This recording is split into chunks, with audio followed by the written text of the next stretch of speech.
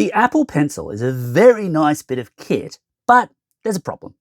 It's produced by Apple, and Apple very much sees itself as a luxury brand, which means that the in-house preferred stylus will sting your wallet to the tune of between $139 and $219 Australian for a pencil. Now, it's a really nice pencil, don't get me wrong, and I totally do see the professional workflow side of it. If you're a creative professional, then the price of the Apple Pencil is chump change compared to what you can charge for professional work. That is totally fine. That's great.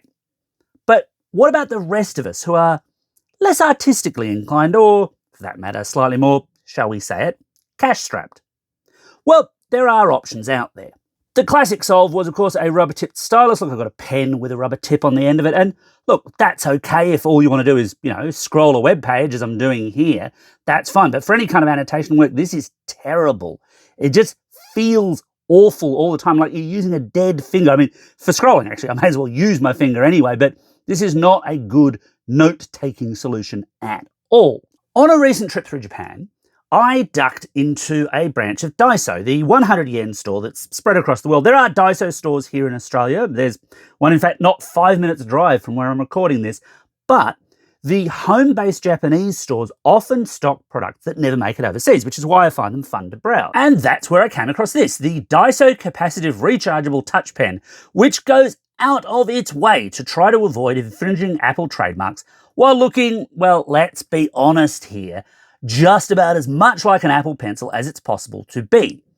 To the best of my knowledge, Daiso Australia isn't selling this model in Australia, but I was intrigued enough to drop the 1,100 yen, including tax on one, to see how it performs. Let's unbox it to start with, and don't worry, this won't take long. And the reason it won't take long is there's really not much in this box at all. You've got a very slender little instruction manual, and you got the pencil itself. Now, I will say one thing I really would have liked to see in the box with it that would have been nice would have been some replacement nibs, because this plastic is going to wear out over time. But I guess, Apple charges anywhere from 10 to 20 times the price of this thing, and they don't include them either, so maybe that's fair play. Now, just in case it wasn't obvious, this isn't an official Apple product, and that means there are some limitations in play, and I do think it's important to understand what they are. Let's start with pairing, because, well, you simply don't do it. You just power it up, and this is ready to go with basically any iPad, with a limitation which I'll get into in a minute. Now, it will magnetically, there we go, it will magnetically clip to the top of iPads that support that, but that's just a magnet. It's not charging it at all. Again, I'll get into battery in a second as well. There's no Apple Pencil pairing, and in fact, if you have it set to only pair with an Apple Pencil in your settings, you have to disable that before this will work at all.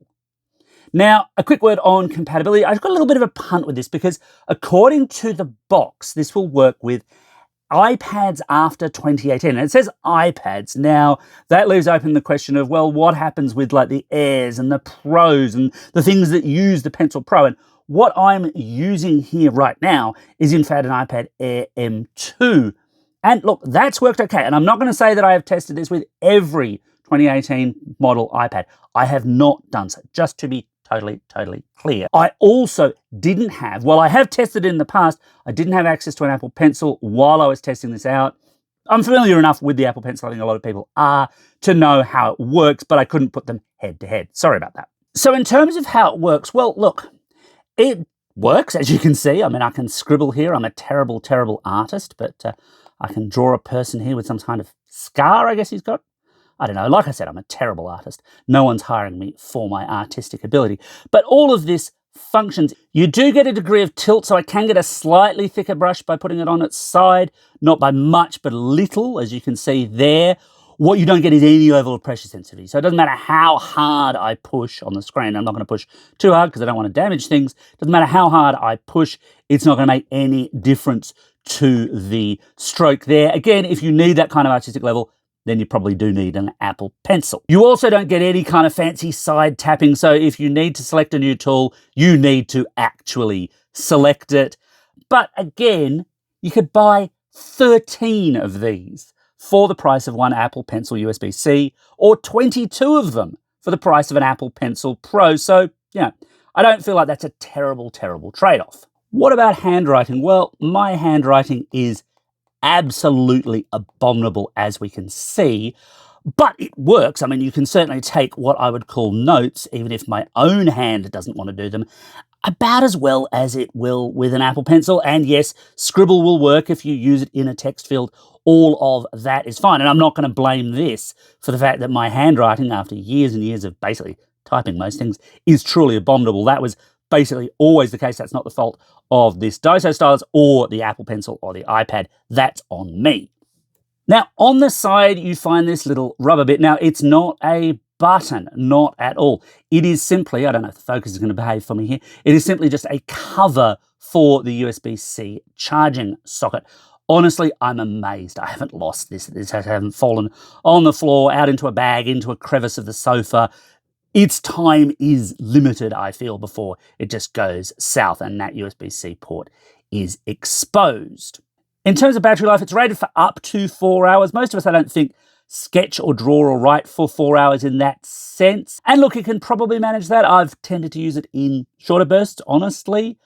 But there is a catch, and the catch is this. It's to do with the way it powers on and off. So to power it on or off, you double tap it on the top here, and it can be a little bit fussy, as you can see. So when it lights up like that, then it's working, and when it goes off like that, it's not. But it doesn't appear to automatically power down, and yes, more than once, I've grabbed this thing, I've used it for a bit, I've put it down, and then I've come back to it and realized, oh, it's not working. That's because it's flat. What can you do with a Daiso Touch Pen that is totally flat? Nothing! Absolutely nothing! Yeah, that. Now, recharging is not all that gainly, of course, but it will take you about 20 to 30 minutes to fully charge it up. You can see here that this one is basically saying, yes, it's now fully charged. Now, that's not terrible in time terms, though. Obviously, it's a lot less convenient than the magnetic charging of the proper Apple Pencil, because basically up until the battery chemically fails on that thing, its battery is going to be essentially eternal as long as you magnetically clip it back. This is a little bit more fiddly. So, is it worth buying? Is it good value, or did I get ripped off? Look, I think it's decent. I can totally see and feel the difference between this and an Apple Pencil for sure. And for those who do want a more fine-tipped and extensive stylus experience, nothing's going to replace the Apple Pencil except, well, another Apple Pencil. But that's an expensive proposition. If all you want is basic operation at a rock-bottom price, it's not hard to see this as pretty good value. As long as you're in Japan and can buy one, that is.